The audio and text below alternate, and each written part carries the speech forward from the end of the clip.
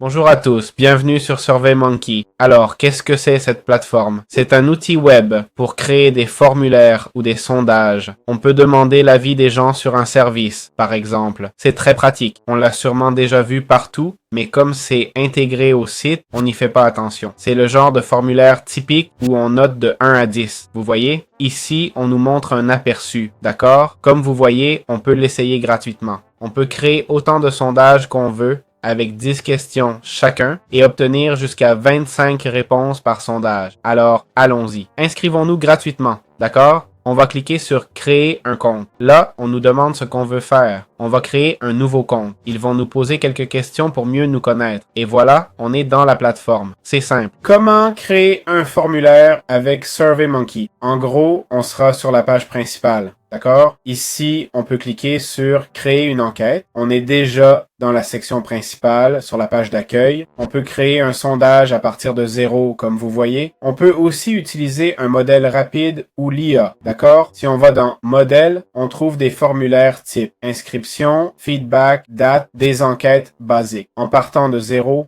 on a toutes les options.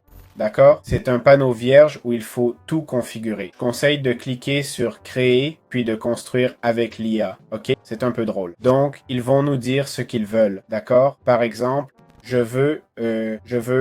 on va leur envoyer le message.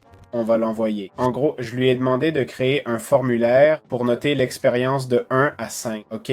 Et voilà, il l'a fait. Comment noteriez-vous l'expérience de notre produit? Comme vous voyez, il propose des étoiles pour noter. Que devrions-nous améliorer dans notre produit? Là, il met une zone de texte. On clique sur Continuer. Les étoiles semblent être une option premium, mais on l'a quand même. OK? Il l'a fait avec l'IA. Vous voyez? Donc, voilà. Première question, une note. Simple comme bonjour. Deuxième question, comment améliorer le produit? En texte, d'accord? Voilà, on a fini dans cette section. OK? Vous vous rappelez que je vous ai dit que ce n'était pas nécessaire? Eh bien, nous y sommes. Pour ajouter une question, cliquez sur Build, d'accord? Vous allez la construire, ou New Question, ok? En fait, voici Q. Si vous cliquez sur Save, ça s'enregistre tel quel, non? Exactement. Et voilà Q3, d'accord? Par exemple, la troisième question. Et vous les avez aussi à gauche, hein? Et que voulez-vous? Choix multiples, cases à cocher, ok? Cliquez sur ce que vous voulez. Une image, du texte, un numéro, un email, ok? Que voulez-vous mettre? Prenez-le et faites-le glisser, d'accord? On aurait mis un menu déroulant ou des cases, ok? Là, vous personnalisez la question, les réponses, etc. Vous pouvez les enlever, décocher ceci, ok? C'est assez intuitif, en fait. Vous voulez supprimer Q, cliquez sur Cancel, d'accord? C'est aussi simple que ça. Ici, Preview Survey, pour voir l'aperçu. 5 étoiles, bam. On mettrait un avis, on clique sur Done, et voilà. C'est là. C'est la fin de l'aperçu, ok? Ici, on peut simplement continuer, d'accord? On peut connecter des applis si besoin, ok? On peut aussi collecter des réponses, d'accord? Et puis, analyser les résultats, c'est aussi simple que ça.